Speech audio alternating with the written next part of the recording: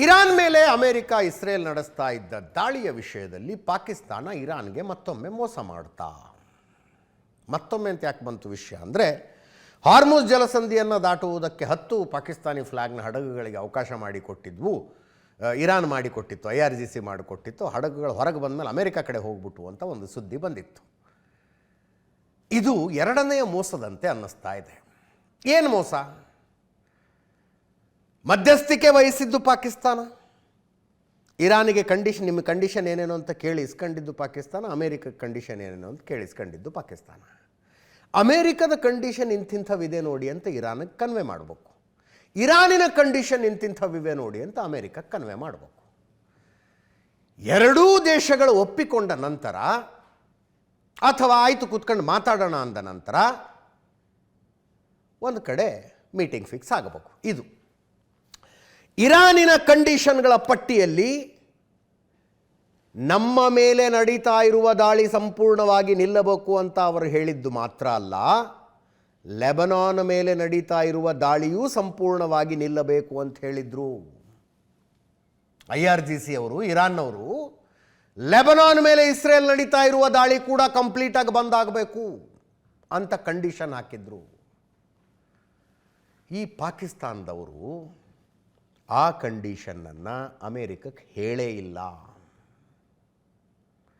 ಅಥವಾ ಹೇಳಿ ಅವರು ಲೆಬನಾನ್ಗೂ ಇದಕ್ಕೂ ಸಂಬಂಧ ಇಲ್ಲ ಅಂತ ಹೇಳಿದ್ದನ್ನು ಇರಾನಿಗೆ ಕನ್ವೆ ಮಾಡಿಲ್ಲ. ಇವರು ಅವ್ರು ಒಪ್ಕೊಂಡಿದ್ದಾರೆ, ಬನ್ನಿ ಬನ್ನಿ ಬನ್ನಿ ಬನ್ನಿ ಅಂತ ಅವಸರದಲ್ಲಿ ಮೀಟಿಂಗ್ ಫಿಕ್ಸ್ ಮಾಡಿಬಿಟ್ರು. ನಾಳೆಗೆ 10ನೇ ತಾರೀಕು, ನಾಳೆ ಅವಸರದಲ್ಲಿ ಮೀಟಿಂಗ್ ಫಿಕ್ಸ್ ಮಾಡಿಬಿಟ್ರು. ಇಸ್ರೇಲು ಅಂತಿಂಥ ದಾಳಿಯಲ್ಲ ಲೆಬನಾನ್ ಮೇಲೆ ಮಾಡಿರೋದು. ಇವತ್ತು 10 ನಿಮಿಷದಲ್ಲಿ ಅವರ ಯುದ್ಧ ವಿಮಾನಗಳು 100 ಸಾರ್ಟೀಸ್ 100 ಕಡೆ ಫ್ಲೈ ಮಾಡೋದು ಲೆಬನಾನ್ ಮೇಲೆ. 250 ಜನ ಇವತ್ತಿನ ದಾಳಿಲೇ ಸತ್ತೋಗಿದ್ದಾರೆ. ಅಮೇರಿಕಾನು ಹೇಳ್ತಾ ಇದೆ ಈ ಕದನ ವಿರಾಮಕ್ಕೂ ಲೆಬನಾನ್ಗೂ ಸಂಬಂಧನೇ ಇಲ್ಲ ಅಂತ. ಇರಾನ್ ಹೇಳ್ತಾ ಇದೆ ನೀವು ಲೆಬನಾನ್ ಮೇಲೆ ದಾಳಿ ನಿಲ್ಲಿಸದೇ ಇದ್ರೆ ನಾವು ಕದನ ವಿರಾಮಕ್ಕೆ ರೆಡಿನೇ ಇಲ್ಲಪ್ಪ ಅಂತ. ಇಲ್ಲಿಗೆ ಬಂದು ನಿಂತಿದೆ ನೋಡಿ. ಶಹಬಾಜ್ ಶರೀಫದ್ದು ಟ್ವೀಟ್, ಆ ಟ್ವೀಟ್ ಅಲ್ಲ, ಯಾವುದು draft for Pakistani PM for X post ಅದಲ್ಲ, ಇದು ಪ್ರತ್ಯೇಕವಾಗಿ ಮಾಡಿದ ಇನ್ನೊಂದು ಟ್ವೀಟ್ನಲ್ಲಿ ಪಾಕಿಸ್ತಾನದ ಪ್ರಧಾನಿ ಸ್ಪಷ್ಟವಾಗಿ ಹೇಳ್ತಾರೆ, with the greatest humility I am pleased to announce that the Islamic Republic of Iran and the United States of America, along with their allies, have agreed to an immediate ceasefire everywhere, including Lebanon and elsewhere, effective immediately.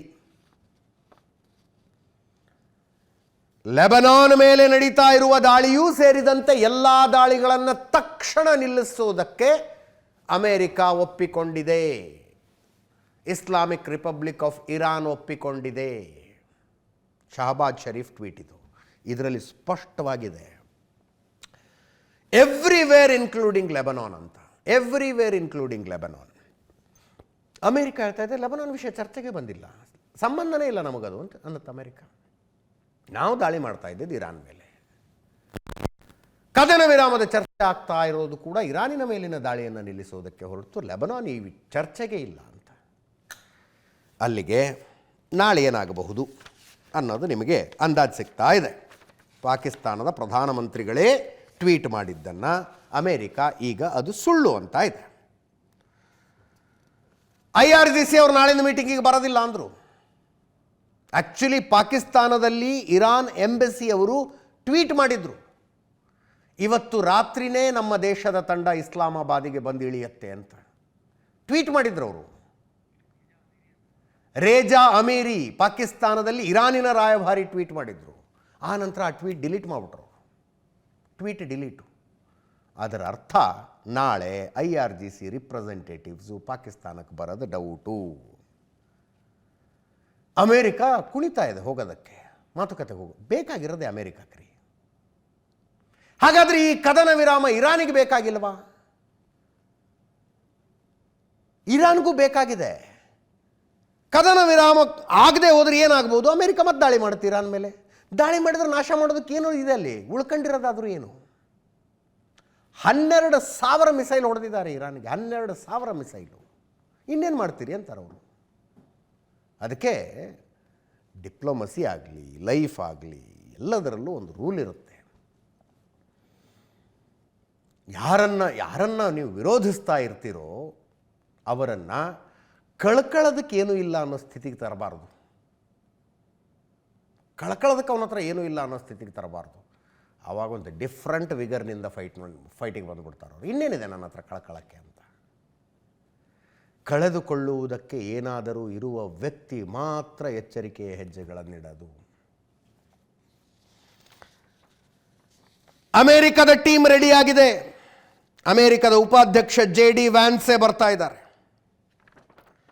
Steve Witkoff ಮಧ್ಯಪ್ರಾಚ್ಯದ ವಿಶೇಷ ರಾಯಭಾರಿ, ಜೆರೆಡ್ Kushner Donald Trump ಅಳಿಯ, ಅವ್ರಿಗೊಂದೇನೋ constitutional position ಇದೆ white ಹೌಸ್ನಲ್ಲಿ. Iran ಪರ ಮೊಹಮ್ಮದ್ ಗಾಲಿಬಾಫ್ ಮತ್ತು ಇರಾನ್ನ speaker Abbas ಅರಾಗ್ಜಿ ವಿದೇಶಾಂಗ ಸಚಿವರ ಬರಬೇಕಾಗಿತ್ತು. IRGC ಹೇಳ್ತಾ ಇದೆ ನಾವು ಕಳಿಸಲ್ಲ ಅಂತ.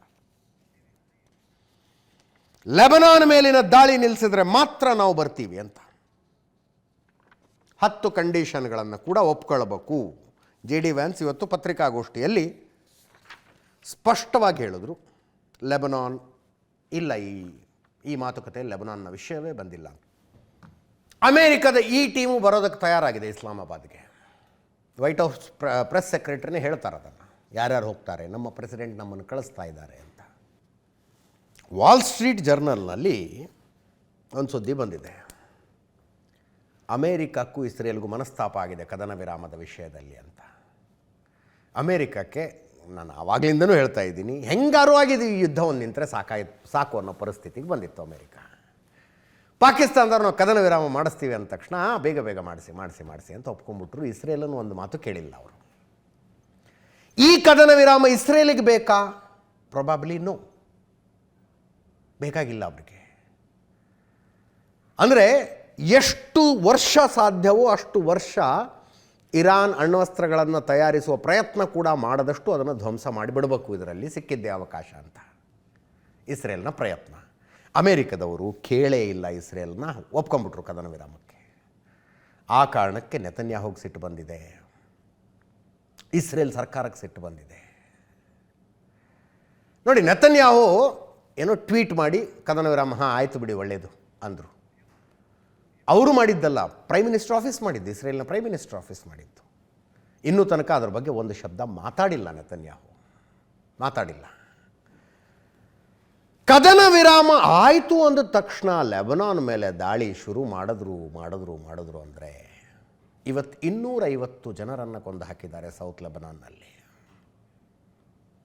ಹಿಜ್ಬುಲ್ಲಾ ಭಯೋತ್ಪಾದಕ ಸಂಘಟನೆಗೆ ಸಂಬಂಧಪಟ್ಟವರನ್ನು ಯಾರನ್ನೂ ಉಳಿಸುವುದಿಲ್ಲ ಅಂತ ನಿರ್ಧರಿಸಿಕೊಂಡು ನಡೀತಾ ಇರುವ ದಾಳಿ ಇದ್ದಂಗಿದೆ ಇದು. 10 ನಿಮಿಷದಲ್ಲಿ 100 ಸಾರ್ಟೀಸ್.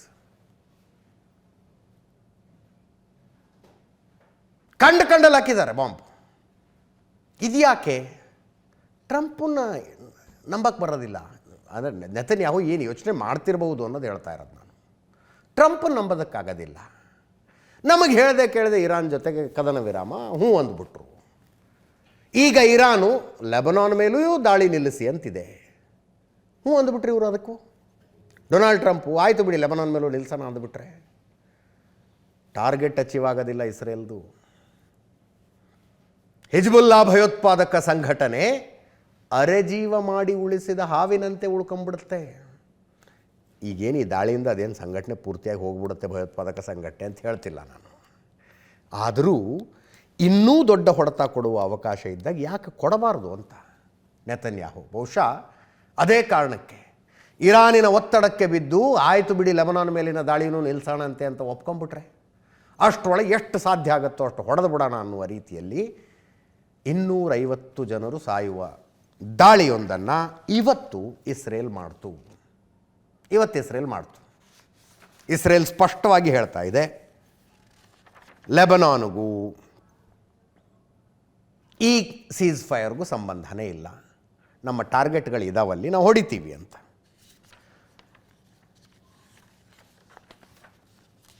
ಇದೆಲ್ಲ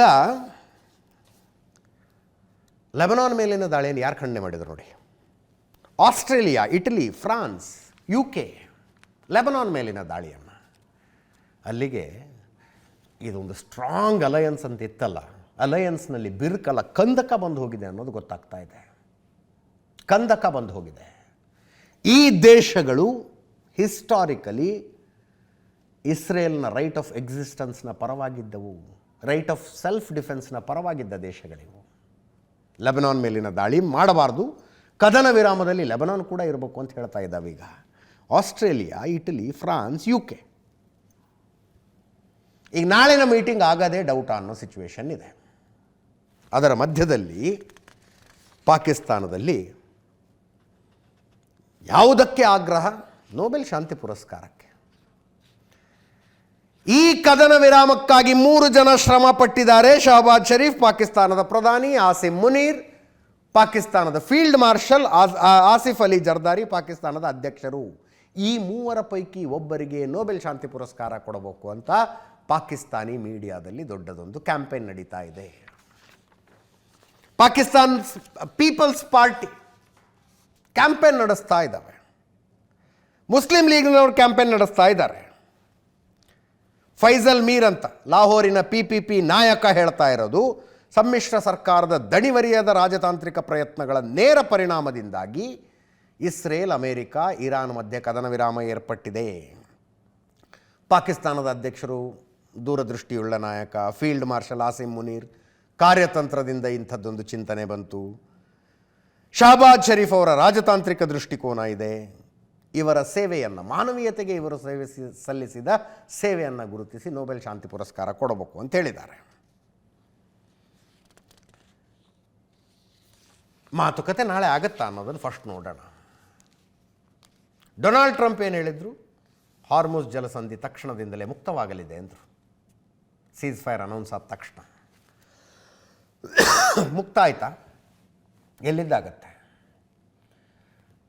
ಹಾರ್ಮುಜ್ ಜಲಸಂಧಿಯನ್ನು ಮುಕ್ತ ಮಾಡುವುದಕ್ಕೆ ಇರಾನ್ ಒಪ್ಪಿಕೊಂಡರೂ ಅದು ಸಂಪೂರ್ಣವಾಗಿ ಇನ್ನು ಸೇಫ್ ಹಡಗುಗಳ ಸಾಗಬಹುದು ಇಲ್ಲಿ ಅನ್ನೋದಕ್ಕೆ 15 ದಿವಸ ಟೈಮ್ ತಗೊಳುತ್ತೆ. ಸಮುದ್ರದೊಳಗಿರುವಂಥ ಆ ಮೈನ್ಸ್ ಎಲ್ಲ ತೆಗಿಬೇಕು, ಅವನ್ನ ಸುರಕ್ಷಿತವಾಗಿ ವಾಪಸ್ ಎತ್ತಬೇಕು ಮೇಲೆ. 15 ದಿವಸ ಕೆಲಸ ಇದೆ ಅಲ್ಲಿ. ಅದಕ್ಕೆ ಇರಾನ್ ಒಪ್ಕೊಳ್ಳೋದು ಒತ್ತಟ್ಟಿಗಿರಲಿ. They are very particular. ನಾವು ಹಾರ್ಮುಜ್ ಜಲಸಂಧಿಯನ್ನು ದಾಟಿಕೊಂಡು ಹೋಗುವ ಹಡಗುಗಳಿಗೆ ಟ್ಯಾಕ್ಸ್ ಹಾಕವ್ರೆ ಅಂತ. ಎಷ್ಟು ಟ್ಯಾಕ್ಸು? 1 ಬ್ಯಾರಲ್ ಆಯಿಲ್ ತಗೊಂಡೋದ್ರೆ $1 ಅಂತೆ. 1 ಬ್ಯಾರಲ್ ಆಯಿಲ್ಗೆ $1. ಆನ್ ಆನ್ ಆವ್ರೇಜ್ ಹಾರ್ಮುಜ್ ಜಲಸಂಧಿಯಲ್ಲಿ per day 20 million barrels of oil ಸಾಗಾಟ ಆಗುತ್ತೆ. 20 ಮಿಲಿಯನ್ ಬ್ಯಾರಲ್ಗಳ ಆಯಿಲ್ ಹೋಗುತ್ತೆ. ಒಂದು 100-120 ಹಡಗುಗಳು, ಕೆಲವೊಂದು ಜಾಸ್ತಿ ಕೆಪಾಸಿಟಿ, ಕೆಲವೊಂದು ಕಡಿಮೆ ಕೆಪಾಸಿಟಿ. $20 ಮಿಲಿಯನ್ ಅಂದರೆ ಒಂದು ಬ್ಯಾರಲ್ಗೆ $1 ಅಂದರೆ $20 ಮಿಲಿಯನ್ ಪರ್ ಡೇ ನಾವು ಟ್ಯಾಕ್ಸ್ ಹಾಕ್ತೀವಿ ಅಂತ. ಇಂಡಿಯನ್ ಕರೆನ್ಸಿಲಿ ಬಂದರೆ $185 ಕೋಟಿ ಆಗುತ್ತೆ ಒಂದು ದಿನಕ್ಕೆ. 185 ಕೋಟಿ ಇರಾನ್ನವ್ರು ಟ್ಯಾಕ್ಸ್ ಹಾಕ್ತೀವಿ ಅಂತಾರೆ. ಬಟ್ ಹಾರ್ಮುಜ್ ಜಲಸಂಧಿ ಇರಾನಿನ ಪ್ರಾಪರ್ಟಿಯಾ? ಅಲ್ಲ, ಇಟ್ಸ್ ಅನ್ ಇಂಟರ್ನ್ಯಾಷನಲ್ ವಾಟರ್ಸ್. ಒಂದು ಕಡೆ ಇರಾನ್ ಇದ್ದರೆ ಇನ್ನೊಂದು ಕಡೆ ಆ ಸಮುದ್ರದ ಇನ್ನೊಂದು ಕಡೆ ಓಮನ್ ಇದೆ. ಓಮನ್ನವ್ರು ಆಟ ಹಿಡಿತಿದ್ದಾರೆ ಈಗ. ಹಾರ್ಮುಜ್ ಜಲಸಂಧಿ ಇರಾನ್ಗೆ ಹೆಂಗಾಯಿತು ಅಂತ ಟ್ರಂಪ್ ಮಾಡಿಟ್ರ ಕೆಲಸ. ಇಷ್ಟು ವರ್ಷಗಳ ಕಾಲ, ಇಷ್ಟು ಶತಮಾನಗಳ ಕಾಲ ಹಾರ್ಮುಜ್ ಜಲಸಂಧಿಯನ್ನು ದಾಟ್ಕೊಂಡು ಹೋಗೋದಕ್ಕೆ ದುಡ್ಡು ಕೊಡಬೇಕು ಅನ್ನುವ ವಿಚಾರವೇ ಇರಲಿಲ್ಲ, ವಿಚಾರನೇ ಇರಲಿಲ್ಲ. ಈ ಯುದ್ಧದ ಕಾರಣಕ್ಕಾಗಿ ಇರಾನಿಯನ್ಸಿಗೆ ತಮ್ಮ ಸ್ಟ್ರೆಂಗ್ತ್ ಗೊತ್ತಾಯಿತು. ಅದನ್ನು ಬಳಸ್ಕೊತೀವಿ ಅಂತಾರೆ ಅವರು. ನೀವು ಬಂದು ಹೊಡೆದು ಹೋಗಿದ್ದೀರಲ್ಲಪ್ಪ, ಇವನ್ನೆಲ್ಲ ವಾಪಸ್ ಕಟ್ಕೋಬೇಕಲ್ಲ, ದುಡ್ಡು ಅಲ್ಲಿ ವಸೂಲು ಮಾಡ್ತೀವಿ ಅಂತ. ಡೊನಾಲ್ಡ್ ಟ್ರಂಪು ಇದರ ಬಗ್ಗೆಯೂ ಚಕಾರ ಎತ್ತಿಲ್ಲ. ಹೊಸ ಟ್ವೀಟು, ಅದರಲ್ಲಿ ಹೊಸ ಧಮಕಿ ಇದೆ. ಮತ್ತೆ ಹೊಸ ಧಮಕಿ. ಇದನ್ನು ಆ್ಯಕ್ಚುಲಿ ಮೊನ್ನೆಯ ಸೋಷಿಯಲ್ ಮೀಡಿಯಾ ಪೋಸ್ಟ್ನಲ್ಲೂ we will be hanging around ಅಂತ ಹೇಳಿದರು. ಅಂದರೆ ಅಲ್ಲೇ ಸುತ್ತಾಡ್ಕೊಂಡಿರ್ತೀವಿ ನಾವು ಕದನ ವಿರಾಮ ಪೂರ್ತಿಯಾಗಿ ಇಂಪ್ಲಿಮೆಂಟ್ ಆಗೋ ತನಕ ಅಂತ ಡೊನಾಲ್ಡ್ ಟ್ರಂಪ್ ಇವತ್ತು ಅದನ್ನು ಮತ್ತೆ ಹೇಳ್ತಾ ಇದ್ದಾರೆ. ಪೂರ್ಣ ಒಪ್ಪಂದ ಆಗುವ ತನಕ ಇರಾನಿನ ಸುತ್ತ ಅಮೆರಿಕ ಸೇನೆ ಇರುತ್ತೆ. ವಿಮಾನಗಳು, ಸೈನಿಕರು, ಏರ್ಕ್ರಾಫ್ಟ್ ಕ್ಯಾರಿಯರ್ಗಳು, ಶಸ್ತ್ರಾಸ್ತ್ರಗಳು ಇರಲಿವೆ. ಒಪ್ಪಂದಕ್ಕೆ ಇರಾನ್ ಒಪ್ಪದಿದ್ದರೆ ಕಂಡು ಕೇಳರಿಯದ ದಾಳಿ ಮಾಡ್ತೀವಿ. ಅಂತಿಮ ಒಪ್ಪಂದ ಆಗೋ ತನಕ ಅಮೆರಿಕ ಸೇನೆ ಸನ್ನದ್ಧವಾಗಿರಲಿದೆ. ಹಿಂದೆಂದೂ ನೋಡದಷ್ಟು ದೊಡ್ಡವಾಗಿ ಬಲವಾಗಿ ದಾಳಿಯಾಗತ್ತೆ. ಒಪ್ಪಂದಕ್ಕೆ ಸಹಿ ಹಾಕದಿದ್ದರೆ ಅತಿ ದೊಡ್ಡ ದಾಳಿ. ಇರಾನ್ ಅಣ್ವಸ್ತ್ರ ಹೊಂದುವಂತಿಲ್ಲ. ಹಾರ್ಮುಜ್ ಜಲಸಂಧಿಯನ್ನು ಮುಕ್ತ ಮಾಡಬೇಕು. ಮುಂದಿನ ವಿಜಯಕ್ಕಾಗಿ ಅಮೆರಿಕದ ಮಿಲಿಟರಿ ಸನ್ನದ್ಧ ಸ್ಥಿತಿಯಲ್ಲಿ ನಿಂತಿದೆ. ಡೊನಾಲ್ಡ್ ಟ್ರಂಪ್ರ ಸೋಷಿಯಲ್ ಮೀಡಿಯಾ ಪೋಸ್ಟ್ನ ಸಾರಾಂಶ ಇದು. ಇನ್ನೊಂದು ಕಡೆ IRGC ಅವರು ಹೇಳ್ತಾ ಇದ್ದಾರೆ ಹಾರ್ಮುಜ್ ಜಲಸಂಧಿ ಮುಕ್ತ ಮಾಡೋದಿಲ್ಲ ಅನ್ನೋದು ಅವ್ರದ್ದು ಕ್ಲಾರಿಟಿ ಇದೆ. ಅಮೆರಿಕ ಇಸ್ರೇಲ್ಗೆ ನಾವು ಎಚ್ಚರಿಕೆ ಕೊಡ್ತೇವೆ, ಲೆಬನಾನ್ ಮೇಲೆ ತಕ್ಷಣವೇ ದಾಳಿ ನಿಲ್ಲದೆ ಹೋದರೆ ಕದನ ವಿರಾಮ ನಿರ್ಣಯದಿಂದ ಹೊರಗೆ ಬರ್ತೀವಿ.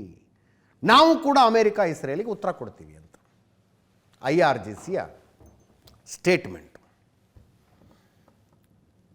ಇದರ ಮಧ್ಯದಲ್ಲಿ ಭಾರತಕ್ಕೆ LPGಯನ್ನು ಹೊತ್ತುಕೊಂಡ ಮತ್ತೊಂದು ಹಡಗು ಸುರಕ್ಷಿತವಾಗಿ ಬಂತು. 15,400 ಟನ್ LPG ತಗೊಂಡು ಗ್ರೀನ್ ಆಶಾ ಅನ್ನುವ ಹಡಗು ಬಂತು. 9ನೇ ಹಡಗು ಬಂದಂಗಾಯಿತು ಭಾರತಕ್ಕೆ. ಯುನೈಟೆಡ್ ಅರಬ್ ಎಮಿರೇಟ್ಸ್ನ ಅಲ್ ರಾಮ್ಸ್ ಬಂದರಿನಲ್ಲಿ LPG ಲೋಡ್ ಮಾಡ್ಕೊಂಡಿತ್ತು. ಗ್ರೀನ್ ಆಶಾ 15,400 ಟನ್ LPG ತಗೊಂಡು ಬಂತು. ಯುದ್ಧದ ಸುದ್ದಿ ಹೊರತುಪಡಿಸಿ ಬೇರೆ ಸುದ್ದಿಗಳಿಗೆ ಹೋಗೋಣಂತ ಇವತ್ತು. ದೇಶದಲ್ಲಿ ಪಂಚರಾಜ್ಯ ಚುನಾವಣೆಗಳು ನಡೀತಾ ಇದ್ದಾವೆ. ಅಸ್ಸಾಂ, ಪಶ್ಚಿಮ ಬಂಗಾಳ, ಕೇರಳಂ, ತಮಿಳುನಾಡು, ಪುದುಚೇರಿ. ಇವುಗಳ ಪೈಕಿ ಅಸ್ಸಾಂ, ಕೇರಳಂ ಮತ್ತು ಪುದುಚೇರಿ ಇವತ್ತೇ ವೋಟಿಂಗ್ ಆಗಿದ್ದು. ನಮ್ಮ ದಾವಣಗೆರೆ ದಕ್ಷಿಣ ಮತ್ತು ಬಾಗಲಕೋಟೆ ಬೈ ಎಲೆಕ್ಷನ್ಗೆ ವೋಟಿಂಗ್ ಇವತ್ತು, ಜೊತೆಗೆ ಆ 3 ರಾಜ್ಯಗಳ ವೋಟಿಂಗು. ಪಶ್ಚಿಮ ಬಂಗಾಳ ಮತ್ತು ತಮಿಳುನಾಡು ವೋಟಿಂಗ್ ಆಗಬೇಕಿನ್ನು. ಪ್ರಧಾನಿ ನರೇಂದ್ರ ಮೋದಿ ಭರ್ಜರಿ ಪ್ರಚಾರದಲ್ಲಿದ್ದಾರೆ. ಪಶ್ಚಿಮ ಬಂಗಾಳದಲ್ಲಿದ್ದಾರೆ. ಇವತ್ತು 6 ಗ್ಯಾರಂಟಿಗಳನ್ನು ಘೋಷಣೆ ಮಾಡಿದ್ರು ಅವರು. ಗ್ಯಾರಂಟಿಗಳು ಅಂದರೆ ತಿಂಗಳಿಗಿಷ್ಟು ದುಡ್ಡು, ಬಸ್ ಫ್ರೀ, ಕರೆಂಟ್ ಫ್ರೀ ಆ ಥರದ್ದಲ್ಲ. ಅದನ್ನು ಕೊಡ್ತಾರೆ, ಮಾಡ್ತಾರೆ, ಘೋಷಣೆ ಮಾಡ್ತಾರೆ, ಇಲ್ಲ ಅಂತಲ್ಲ. ಇವತ್ತು ನರೇಂದ್ರ ಮೋದಿ ಘೋಷಣೆ ಮಾಡಿದ್ದು ಅದಲ್ಲ.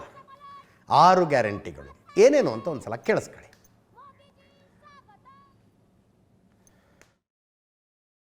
मैं पश्चिम बंगाल को 6 गारंटियां देता हूं। मोदी की पहली गारंटी, टीएमसी ने भय फैलाया, आज बात बात पर लोगों को कोर्ट से न्याय मांगना पड़ता है। बीजेपी सरकार भय की जगह भरोसा कायम करेगी, कानून पर भरोसा लौटाएगी।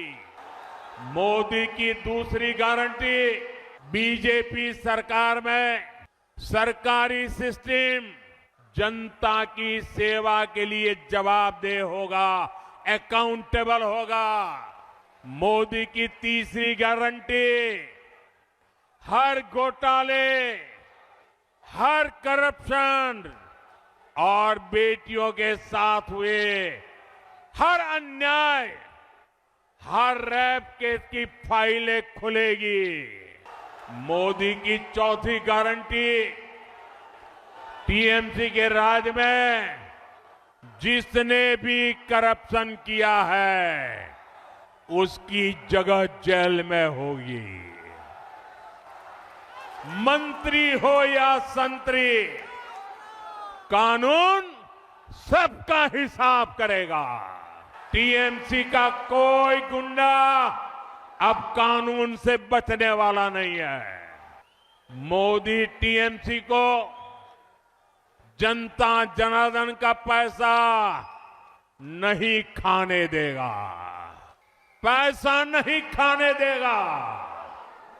मोदी की 5वीं गारंटी, जो शरणार्थी हैं उन्हें संविधान के तहत हर हक मिलेगा, लेकिन जो घुसपैठिए हैं उनको खदेड़ा जाएगा, उनको भारत में नहीं रहने दिया जाएगा। साथियों, मोदी की 6ठी गारंटी, बंगाल के सभी सरकारी कर्मचारियों, सभी शिक्षकों और अन्य सेवाओं में जुटे साथियों के लिए आपको इतने वर्षों तक ये निर्मम सरकार ने भयभीत करके रखा है। मोदी आपके साथ खड़ा है, बीजेपी आपके साथ खड़ी है।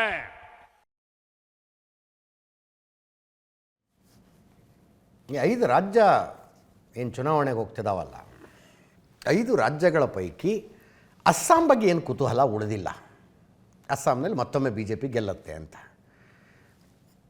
ಹ್ಯಾಟ್ರಿಕ್ ಹೊಡೆದಂಗೆ ಆಗುತ್ತೆ ಈ ಸಲ ಬಿ ಜೆ ಪಿ ಗೆದ್ದರೆ. ಉಳಿದ ಈಗ ಪುದುಚೇರಿ ಅಷ್ಟೊಂದು ಚರ್ಚೆ ಆಗೋದಿಲ್ಲ, ಸಣ್ಣ ಕೇಂದ್ರಾಡಳಿತ ಪ್ರದೇಶ, ಅದು 33 ವಿಧಾನಸಭಾ ಕ್ಷೇತ್ರ ಬರ್ತವೆ. ಅಂದರೆ ಬೆಂಗಳೂರಲ್ಲೇ 28 ಇದ್ದಾವೆ, ಯೋಚನೆ ಮಾಡಿ ನೀವು ಸಿಟಿಲಿ. ಉಳಿದ ರಾಜ್ಯಗಳು ಕೇರಳಂ, ತಮಿಳುನಾಡು ಮತ್ತು ಪಶ್ಚಿಮ ಬಂಗಾಳ. ಇಲ್ಲಿ ಏನಾಗುತ್ತೆ ಕುತೂಹಲ ಇದೆ, ಅತಿ ಹೆಚ್ಚಿನ ಕುತೂಹಲ. ಐ ಡೋಂಟ್ ನೋ ವೈ ನನಗಿರೋದು ಪಶ್ಚಿಮ ಬಂಗಾಳದ ಬಗ್ಗೆನೇ. ಇದುವರೆಗೂ ಬಂದಿರುವ ಎಕ್ಸಿಟ್ ಪೋಲ್ ಅಂತೀನಿ, ಚುನಾವಣಾ ಪೂರ್ವ ಸಮೀಕ್ಷೆಗಳು ವೆರಿ ಇಂಟ್ರೆಸ್ಟಿಂಗ್ ಡೇಟಾ ಕೊಡ್ತವೆ. ಬಿ ಜೆ ಪಿಯ ವೋಟ್ ಶೇರ್ ಜಾಸ್ತಿ ಆಗುತ್ತೆ, ಸೀಟ್ಗಳು ಜಾಸ್ತಿ ಆಗ್ತವೆ, ಬಟ್ ಅಧಿಕಾರಕ್ಕೆ ಬರೋದಿಲ್ಲ ಅಂತ. ದೀದಿ ಮಮತಾ ಬ್ಯಾನರ್ಜಿ ಮತ್ತೊಮ್ಮೆ ಟಿ ಎಮ್ ಸಿಯನ್ನು ಗೆಲ್ಲಿಸಿಕೊಳ್ಳುವಲ್ಲಿ ಯಶಸ್ವಿ ಆಗ್ತಾರೆ ಅಂತ ಇದುವರೆಗೂ ಬಂದಿರುವ ಚುನಾವಣಾ ಪೂರ್ವ ಸಮೀಕ್ಷೆಗಳು ಹೇಳ್ತಾ ಇದ್ದಾವೆ. ಲಾಸ್ಟ್ ಟೈಮ್ 77 ತನಕ ಬಂತು B J P.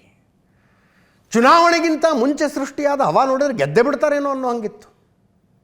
But Mamata Banerjee ಏನು ಫೈಟು. ಈ ಸಲವೂ ಹಾಗೆ ಇದೆ ಪರಿಸ್ಥಿತಿ. ತೃಣಮೂಲ ಕಾಂಗ್ರೆಸ್ನ ಸ್ಥಾನಗಳ ಕಡಿಮೆ ಆಗಬಹುದು, ಬಿ ಜೆ ಪಿಯ ಸ್ಥಾನಗಳ ಜಾಸ್ತಿ ಆಗಬಹುದು, ಆದರೆ ಮೆಜಾರಿಟಿ ಬರೋದು ಮಮತಾ ಬ್ಯಾನರ್ಜಿಗೆ ಅಂತ ಇದುವರೆಗಿನ ಚುನಾವಣಾ ಪೂರ್ವ ಸಮೀಕ್ಷೆಗಳಂತೂ ಹೇಳ್ತಾ ಇದ್ದಾವೆ. ಅಲ್ಲಿ ನೋಡಿ, ಕೇರಳಂನಲ್ಲಿ ಹೌದು ಹಿಂಸಾಪೂರಿತ ಚುನಾವಣೆಗಳೇ ನಡೀತಾ ಇದ್ವು. ಪೊಲಿಟಿಕಲ್ ವೈಲೆನ್ಸ್ ತುಂಬ ಒಂದು ಹಂತಕ್ಕೆ ಬಂತದು. ಬಟ್ ಪಶ್ಚಿಮ ಬಂಗಾಳದಲ್ಲಿ ಇನ್ನೂ ಹಾಗಾಗಿಲ್ಲ. ಅಲ್ಲಿ ಎಲೆಕ್ಷನ್ನು ಅಂದರೆ ಒಂದು 4 ಹೆಣ ಬೀಳಬೇಕು, ಅಂದರೆ ಎಲೆಕ್ಷನ್ ಆದಂಗೆ ಅನ್ನೋ ಸ್ಥಿತಿಲಿದೆ ಪಶ್ಚಿಮ ಬಂಗಾಳ. ಸ್ಟ್ರೀಟ್ ಫೈಟ್ಗಳು, ಬೀದಿ ಬದಿ ಹೋರಾಟಗಳು, ಬಡದಾಟಗಳು, ಈ ನಾಡ ಬಂದೂಕಿನಿಂದ ಹಿಡಿದು ಹ್ಯಾಂಡ್ ಮೇಡ್ ಬಾಂಬ್ಗಳ ತನಕ ಎಲ್ಲವೂ ಬಳಕೆ ಆಗ್ತವೆ. ಅಲ್ಲಿ ಅಮಿತ್ ಶಾ 15 ದಿವಸ ಇಲ್ಲೇ ಕೂತ್ಕೊಳ್ತೀನಿ, ನಾನು ಮಮತಾ ಬ್ಯಾನರ್ಜಿಯನ್ನು ಸೋಲಿಸಿಯೇ ವಾಪಸ್ ಹೋಗ್ತೀನಿ ಅಂತ ಹಠಕ್ಕೆ ಬಿದ್ದಿದ್ದಾರೆ. 77 ಲಾಸ್ಟ್ ಟೈಮದ ಸೀಟು, ಅದು ಎಷ್ಟು ಜಾಸ್ತಿ ಆಗತ್ತಾ? ಮಮತಾ ಬ್ಯಾನರ್ಜಿ ಹಾಫ್ ವೇ ಮಾರ್ಕ್ಕಿಂತ ಎಷ್ಟು ಜಾಸ್ತಿ ತಗೊಳ್ತಾರೆ?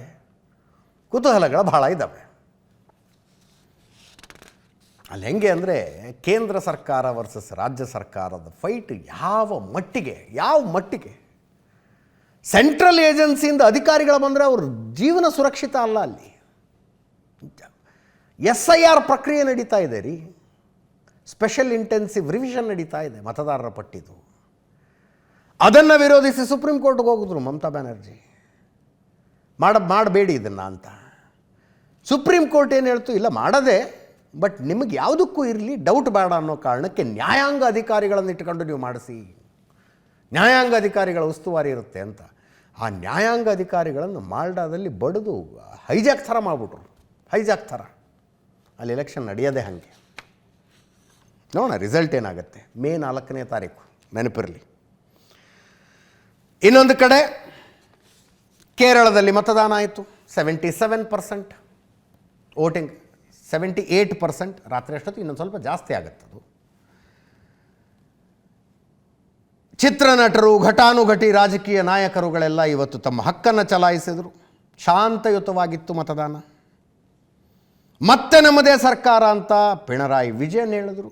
ನಮ್ಮ ಸರ್ಕಾರ ಫಿಕ್ಸ್ ಅಂತ UDF ನಾಯಕರುಗಳು, KC ವೇಣುಗೋಪಾಲ್ ಆದಿಯಾಗಿ ಇತರರು ಹೇಳ್ತಾ ಇದ್ದಾರೆ. BJP ಅವರು ಹೆಂಗೆ ಪರ್ಫಾರ್ಮೆನ್ಸ್ ಕೊಡ್ತೀವಿ ನೋಡ್ತಾ ಇರಿ ಅಂತಿದ್ದಾರೆ. ರಾಜೀವ್ ಚಂದ್ರಶೇಖರ್ ರಾಜ್ಯಾಧ್ಯಕ್ಷರಲ್ಲಿ BJPಗೆ, ಶಶಿ ಥರೂರ್, ರಾಜೀವ್ ಚಂದ್ರಶೇಖರ್, KC ವೇಣುಗೋಪಾಲ್, ಪಿಣರಾಯಿ ವಿಜಯನ್, ರಾಜೇಂದ್ರ ಅರ್ಲೇಕರ್ ರಾಜ್ಯಪಾಲರು, ಅನಿಲ್ ಆಂಟನಿ, ನಟ ಮೊಮ್ಮಟ್ಟಿ ಕುಟುಂಬ ಸಮೇತರಾಗಿ ಓಟ್ ಹಾಕಿದ್ರು, ಮೋಹನ್ ಲಾಲ್ ಬಂದಿದ್ದರು, ಪೃಥ್ವಿರಾಜ್ ಸುಕುಮಾರನ್,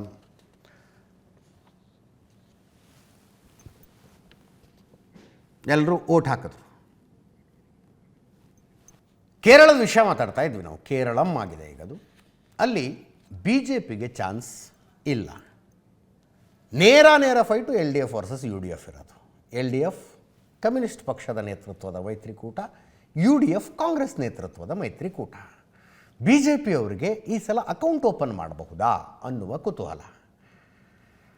ಲಾಸ್ಟ್ ಟೈಮ್ 0 ಅವರು. ಈ ಸಲ ಈ ಚುನಾವಣಾ ಪೂರ್ವ ಸಮೀಕ್ಷೆಗಳು ಹೇಳೋದು, ಯಾವುದೋ ಒಂದು ಸಮೀಕ್ಷೆ ನೋಡ್ತಾ ಇದ್ದೆ, ಹೈಯೆಸ್ಟ್ 7 ಸ್ಥಾನಗಳನ್ನು ಗೆಲ್ಲುವ ಸಾಧ್ಯತೆ ಇದೆ ಅಂತ. ಬಟ್ ವೋಟ್ ಶೇರ್ ಜಾಸ್ತಿ ಆಗುತ್ತೆ, 17% ತನಕ ವೋಟ್ ಶೇರ್ ತಗೊಳ್ತಾರೆ ಅಂತ ಕೆಲವು ಸಮೀಕ್ಷೆಗಳು ಹೇಳ್ತಾ ಇದ್ದಾವೆ. ಎನಿವೇಸ್ 4ನೇ ತಾರೀಕು ಗೊತ್ತಾಗತ್ತಲ್ಲ. ಕೇರಳಂದಾಯಿತು. ಅಸ್ಸಾಂನಲ್ಲೂ ಮತದಾನ ಇವತ್ತು. Himanta Biswa Sharma is unstoppable. ಮುಖ್ಯಮಂತ್ರಿ ಹಿಮಂತ ಬಿಸ್ವಾ ಶರ್ಮಾ ಇದುವರೆಗೂ ಬಂದಿರುವ ಬಹುತೇಕ ಚುನಾವಣಾ ಪೂರ್ವ ಸಮೀಕ್ಷೆಗಳು ಹೇಳ್ತಾ ಇರೋದು ಕಳೆದ ಸಲಕ್ಕಿಂತಲೂ ಹೆಚ್ಚು ಸ್ಥಾನಗಳೊಂದಿಗೆ ಮತ್ತೆ ಬಿಜೆಪಿ ಸರ್ಕಾರ ಬರುತ್ತೆ ಅಂತ. ಇವತ್ತು ಬೆಳಗ್ಗೆಯಿಂದ ಅನೇಕ ದೇವಸ್ಥಾನಗಳಿಗೆ ಹೋಗಿ ಪೂಜೆ ಸಲ್ಲಿಸಿ ಕುಟುಂಬ ಸಮೇತರಾಗಿ ಬಂದು ಮತದಾನ ಮಾಡೋದು.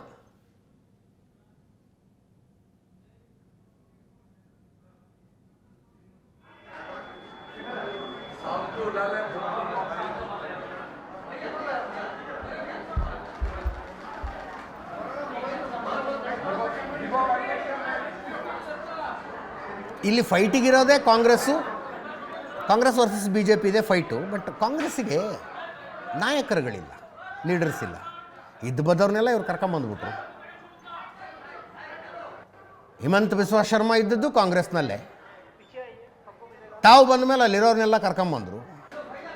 ಲೀಡರ್ಶಿಪ್ ಇಲ್ಲ ಕಾಂಗ್ರೆಸ್ಸಿಗೆ. ಎಲೆಕ್ಷನ್ ಪ್ರಚಾರನೂ ಲೇಟಾಗಿ ಶುರು ಮಾಡಿದ್ದು.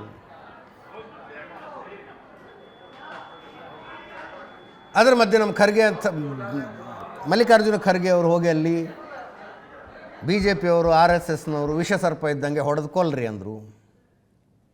ಎಲ್ಲ ಆಗಿದೆ. ಬಟ್ ಅಲ್ಲಿ ತುಂಬ ಹೆಚ್ಚು ಕುತೂಹಲ ಏನು ಉಳಿದಿಲ್ಲ. ಎಷ್ಟು ಸ್ಥಾನ ಯಾರು ಗೆಲ್ತಾರೆ ಅನ್ನೋ ವಿಷಯದಲ್ಲಿ ಅಷ್ಟೇ ಕುತೂಹಲ ಇರೋದು. ಅಲ್ಲೊಂದಷ್ಟು ನಾಯಕರು ಮಾತಾಡಿದ್ದಾರೆ, ಕೇಳಿಸ್ಕೊಳ್ಳಿ.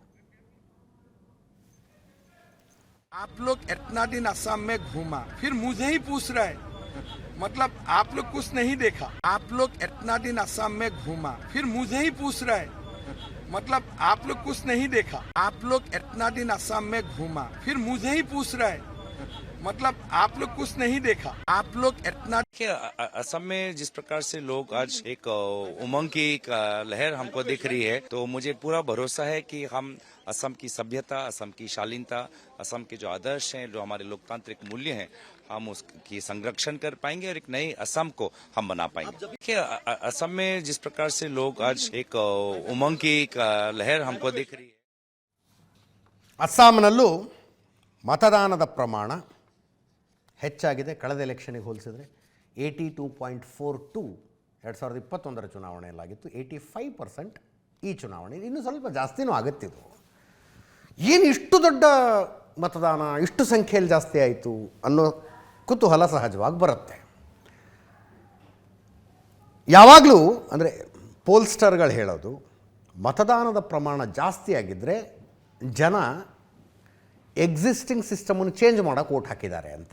ಅಂದರೆ ಯಾವುದೋ ಒಂದು ಸರ್ಕಾರ ಇದೆ, ಬಿ ಜೆ ಪಿದೋ ಕಾಂಗ್ರೆಸ್ದೋ ಇನ್ನೊಂದು, ಮತ್ತು ಯಾವುದೋ ಒಂದು ಸರ್ಕಾರ ಇದೆ, ಚುನಾವಣೆ ಬಂದಿದೆ, ವೋಟಿಂಗ್ ಪರ್ಸೆಂಟೇಜ್ ವಿಪರೀತ ಜಾಸ್ತಿ ಆಗಿಬಿಡ್ತು ಅಂದರೆ ಆ ಸರ್ಕಾರವನ್ನು ಸೋಲಿಸುವುದಕ್ಕೆ ಜನ ದೊಡ್ಡ ಸಂಖ್ಯೆಯಲ್ಲಿ ಬಂದು ಓಟ್ ಹಾಕಿದ್ದಾರೆ ಅಂಥದ್ದೊಂದು ಪೋಲ್ಸ್ಟರ್ಗಳು ಇದುವರೆಗಿನ ಡೇಟಾ ಇಟ್ಕೊಂಡು ಒಂದು ಅನಲೈಸಿಸ್ ಮಾಡ್ತಾರೆ. ವೋಟಿಂಗ್ ಪರ್ಸೆಂಟೇಜ್ ಕಳೆದ ಚುನಾವಣೆ ಎಷ್ಟೇ ಇದ್ದರೆ, ಅದಕ್ಕಿಂತ ಇನ್ನೂ ಕಡಿಮೆ ಆದರೆ ಮತ್ತೆ ಅದೇ ಸರ್ಕಾರ ಬರುವ ಸಾಧ್ಯತೆ ಇದೆ ಅಂತ. ಬಟ್ ಇಲ್ಲಿ ನೋಡಿ, ಅಷ್ಟು ದೊಡ್ಡ ಪ್ರಮಾಣದಲ್ಲಿ ಜನ ಬಂದು ಓಟ್ ಹಾಕಿದ್ದಾರೆ. 85% ವೋಟಿಂಗ್ ಅಂದರೆ ಕಡಿಮೆನಾ? ಇನ್ನೂ ಜಾಸ್ತಿ ಆಗುತ್ತದು. ಫೈನಲ್ ಸಂಖ್ಯೆಗಳು ರಾತ್ರಿ ಅಷ್ಟೊತ್ತಿಗೆ ಬರ್ತವೆ, ಇನ್ನು ಮಧ್ಯರಾತ್ರಿ ಅಷ್ಟೊತ್ತಿಗೆ ಅಪ್ಡೇಟ್ ಆಗ್ತವೆ. ಲಾಸ್ಟ್ ಟೈಮ್ ನೋಡ್ರಿ 82.42, ಈ ಸಲ 85, ಅಂದರೆ ಒಂದು 86-87% ತನಕ ಆಗುತ್ತಿದ್ದು. ಮತ್ತು ಇದೇನಿದೆ ಹೀಗೆ? ಯಾಕೆ ಅಂದರೆ ಅಸ್ಸಾಂನಲ್ಲಿ, ಪಶ್ಚಿಮ ಬಂಗಾಳದಲ್ಲಿ, ಕೇರಳಂನಲ್ಲಿ, ಪುದುಚೇರಿಯಲ್ಲೂ SIR ಆಗಿದೆ, ಸ್ಪೆಷಲ್ ಇಂಟೆನ್ಸಿವ್ ರಿವಿಷನ್ ಆಗಿದೆ. ಮತದಾರರ ಪಟ್ಟಿಯನ್ನು ಹಿಡ್ಕೊಂಡು ಚುನಾವಣಾ ಆಯೋಗ ಯಾರು ಸತ್ತು ಹೋಗಿದ್ದಾರೆ, ಯಾರು ಎರಡೆರಡು ಕಡೆ ತಮ್ಮ ಹೆಸರುಗಳನ್ನು ವೋಟರ್ ಲಿಸ್ಟ್ನಲ್ಲಿ ಇಟ್ಕೊಂಡಿದ್ದಾರೆ, ಯಾರ ಬಳಿ ತಾವು ಭಾರತೀಯರು ಅನ್ನೋದಕ್ಕೆ ದಾಖಲೆಗಳಿಲ್ಲ ಅಂಥವ್ರನ್ನೆಲ್ಲ ತೆಗೆದುಹಾಕಿದೆ ಎಲೆಕ್ಷನ್ ಕಮಿಷನ್ನು. ಸೊ ಮತದಾರರ ಪಟ್ಟಿ ಈ ಹಿಂದಿಗಿಂತಲೂ ಹೆಚ್ಚು ಜೆನ್ವಿನ್ ಆಗಿದೆ. ಈಗ ಸತ್ತು ಹೋದವ್ರ ಹೆಸರು ಅದರಲ್ಲಿದ್ದರೆ ಅವ್ರೇನು ಬಂದು ಓಟ್ ಹಾಕೋದಿಲ್ಲ. ಅವ್ರು ಓಟ್ ಹಾಕಲಿಲ್ಲ ಅಂದರೆ ಮತದಾನ ಪ್ರಮಾಣ ಕಡಿಮೆನೇ ತೋರಿಸುತ್ತದು. ಈಗ ಜೆನ್ವಿನ್ ಮತದಾರರ ಪಟ್ಟಿ ಇದ್ದ ಸಂದರ್ಭದಲ್ಲಿ ಸಹಜ ಇದು. ನೀವು ಯಾವ ಎಲೆಕ್ಷನ್ ನೋಡಿದ್ರೂ ಹಿಂದಿನ ಎಲೆಕ್ಷನ್ಗಿಂತ ಜಾಸ್ತಿ ವೋಟಿಂಗ್ ಆಗಿರುತ್ತೆ SIR ನಡೆದ ಭಾಗಗಳಲ್ಲಿ, ರಾಜ್ಯಗಳಲ್ಲಿ ಅಂತ. ಅಸ್ಸಾಮದ್ದಿಷ್ಟಿದೆ, ಕೇರಳಮೂ ಜಾಸ್ತಿ ಆಗಿದೆ, ಪುದುಚೇರಿ ಅಂತೂ 89% ವೋಟಿಂಗ್ ಅಂತೆ. 89%. ಸಣ್ಣ ಕೇಂದ್ರ ಆಡಳಿತ ಪ್ರದೇಶನು 90% ಆಯಿತು. 83.42% ಲಾಸ್ಟ್ ಟೈಮ್ ಆಗಿದ್ರೆ 2021 ಚುನಾವಣೆಯಲ್ಲಿ. ಈಗ 90% ವೋಟಿಂಗ್ ಆಗಿದೆ.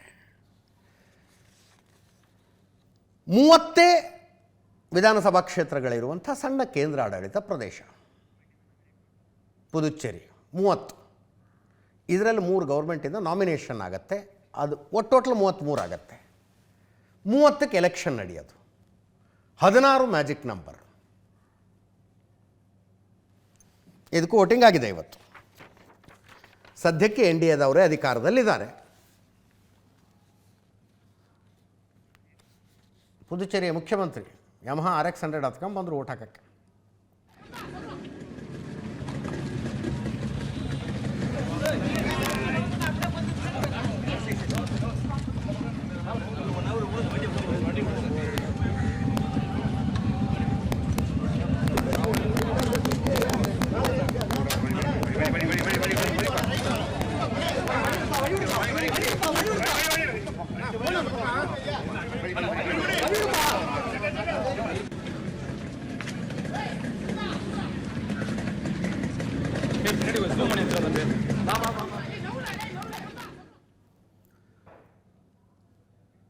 ದಾವಣಗೆರೆ ದಕ್ಷಿಣ ಮತ್ತು ಬಾಗಲಕೋಟೆಗೂ ವೋಟಿಂಗ್ ಆಗಿದೆ. ಬಟ್ ನ್ಯಾಷನಲ್ ನ್ಯೂಸ್ ಹೇಳ್ತಾ ಇದ್ದೀವಿ, ನಿತೀಶ್ ಕುಮಾರ್ದೊಂದು ಸುದ್ದಿ ಮುಗಿಸ್ಕೊಂಡು ಹೋಗೋಣ.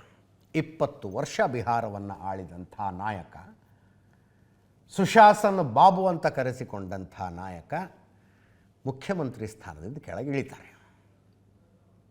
ಬಿಹಾರಕ್ಕೆ BJPಯ ಮುಖ್ಯಮಂತ್ರಿ ಬರ್ತಾರೆ. Matter of time. ಈಗಾಗಲೇ ರಾಜ್ಯಸಭೆಗೆ ಆಯ್ಕೆಯಾಗಿದ್ದಾರೆ.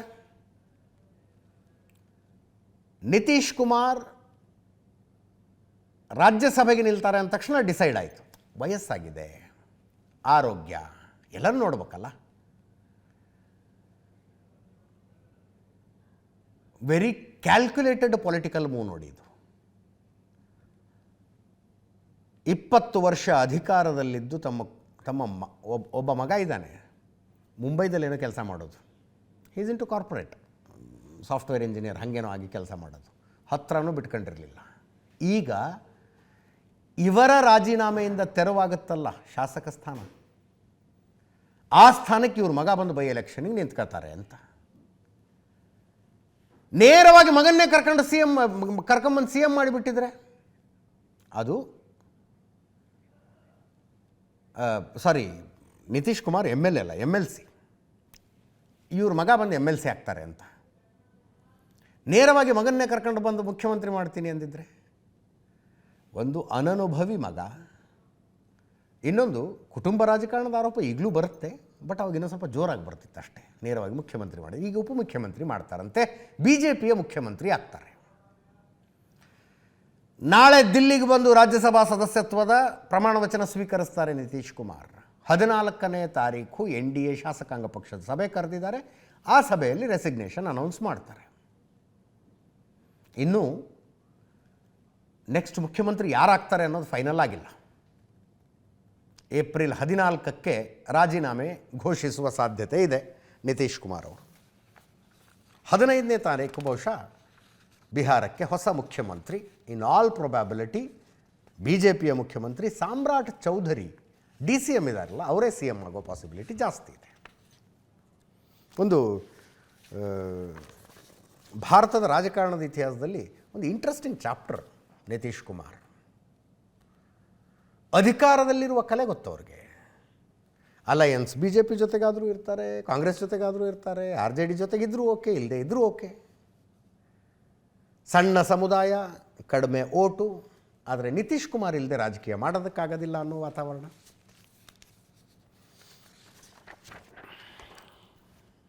ಈಗ ನಮ್ಮ ರಾಜ್ಯದ 2 ಉಪಚುನಾವಣೆಗಳ ಸುದ್ದಿಗೆ ಬರೋಣ. ದಾವಣಗೆರೆ ದಕ್ಷಿಣ ಮತ್ತು ಬಾಗಲಕೋಟೆ ಎರಡೂ ಕೂಡ ಕಾಂಗ್ರೆಸ್ ಶಾಸಕರಿದ್ದಂತಹ ಕ್ಷೇತ್ರಗಳು. ಎರಡೂ ಕಡೆಗಳಲ್ಲಿ ಶಾಸಕರು ಸಾವಿಗೀಡಾಗಿದ್ದರಿಂದಾಗಿ ನಡೀತಾ ಇರುವ ಉಪಚುನಾವಣೆ. ಎರಡೂ ಕಡೆಗಳಲ್ಲಿ ಕಾಂಗ್ರೆಸ್ಸು ಆ ಶಾಸಕರುಗಳ ಕುಟುಂಬದವರಿಗೆ ಟಿಕೆಟ್ ಕೊಟ್ಟಿದೆ. ವೀರಣ್ಣ ಚರಂತಿಮಠ ಬಾಗಲಕೋಟೆಯ BJP ಅಭ್ಯರ್ಥಿ. ಭಾಳ ಕಾನ್ಫಿಡೆಂಟ್ ಇದ್ದಾರೆ ಅವರು. ನೋಡೋಣ ರಿಸಲ್ಟ್ ಏನಾಗುತ್ತೋ 4ನೇ ತಾರೀಕಿಗೆ, ಮೇ 4ಕ್ಕೆ. ಆತ್ಮವಿಶ್ವಾಸ ಮಾತ್ರ ತುಂಬಿ ತುಳುಕ್ತಾ ಇದೆ ಅವರಿಗೆ. ಇವರ ವಿರುದ್ಧ ಉಮೇಶ್ ಮೇಟಿ, ದಿವಂಗತ HY ಮೇಟಿ ಅವರ ಮಗನಿಗೆ ಕಾಂಗ್ರೆಸ್ ಟಿಕೆಟ್ ಕೊಟ್ಟಿದೆ.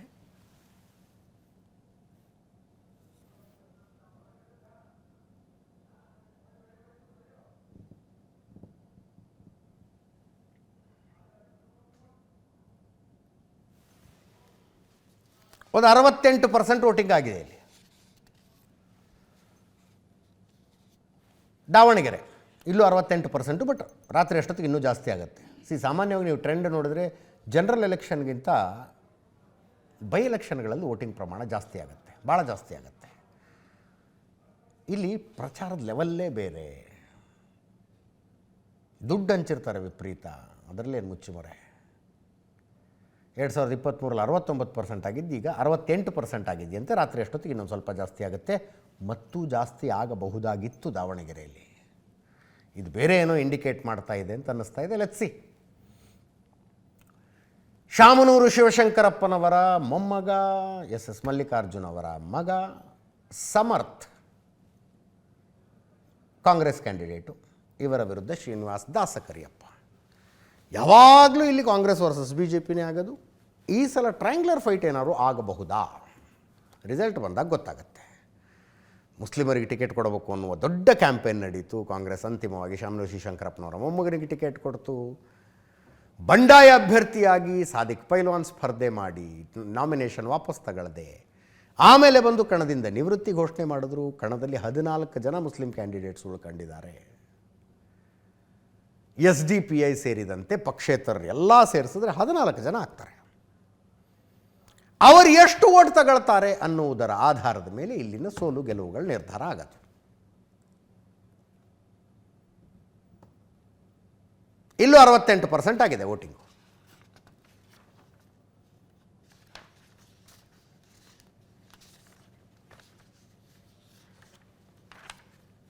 ಇಂಟ್ರೆಸ್ಟಿಂಗ್ ಇದೆ. ಮೊದಲಿಗೆ ಬಾಗಲಕೋಟೆ ಕುತೂಹಲಕಾರಿಯಾಗಿತ್ತು, ಏಕಾಏಕಿ ದಾವಣಗೆರೆಗೆ ಅದೊಂದು ಕುತೂಹಲ ಬಂತು. ಇಲ್ಲಿ ಮುಸ್ಲಿಂ ಅಸಮಾಧಾನ ಅನ್ನೋ ಒಂದು ಫ್ಯಾಕ್ಟರ್ ಇಲ್ಲದೆ ಹೋದರೆ ಆ ಕ್ಷೇತ್ರ ಪಕ್ಕಾ ಕಾಂಗ್ರೆಸ್ಸಿಂದೆ. ಈ ಅಸಮಾಧಾನ ವೋಟಿಂಗ್ ಮೇಲೆ ಎಷ್ಟು ಪ್ರಮಾಣದ ಪ್ರಭಾವ ಬೀರಿದೆ ಅನ್ನುವುದರ ಆಧಾರ 4ನೇ ತಾರೀಕಿಗೆ ಗೊತ್ತಾಗೋದು. ಇವತ್ತು ರಾತ್ರಿ ಕ್ಯಾಲ್ಕುಲೇಷನ್ ಆಗ್ತವೆ. ಯಾವ್ಯಾವ ಬೂತಲ್ಲಿ ಎಷ್ಟೆಷ್ಟು % ವೋಟ್ ಆಗಿದೆ, ಯಾವ್ಯಾವ ಬೂತ್ನಲ್ಲಿ ಯಾವ್ಯಾವ ಕಮ್ಯುನಿಟಿಯವರು ಹೈಯೆಸ್ಟ್ ಇದ್ದಾರೆ, ಅದರ ಆಧಾರದ ಮೇಲೆ ಒಂದು ಕ್ಯಾಲ್ಕುಲೇಷನ್ ಆಗುತ್ತೆ ಇವತ್ತು.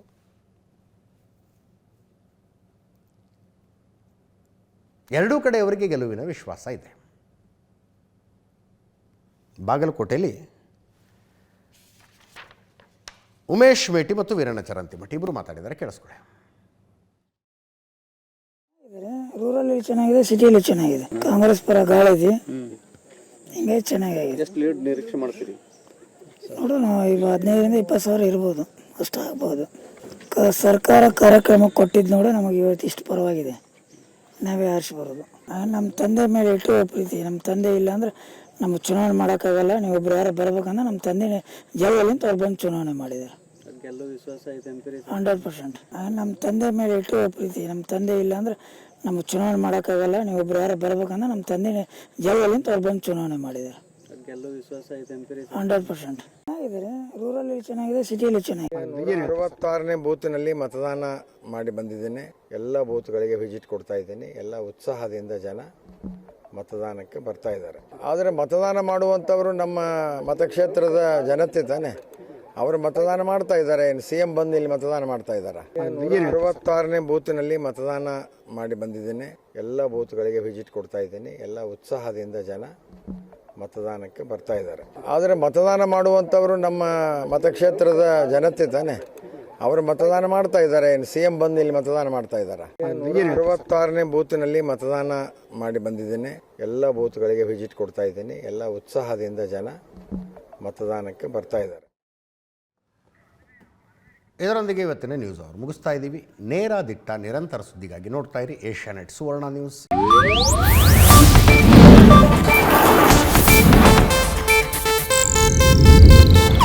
ಇದು ಏಷ್ಯಾನೆಟ್ ನ್ಯೂಸ್ ನೆಟ್ವರ್ಕ್ ಪ್ರಸ್ತುತಿ.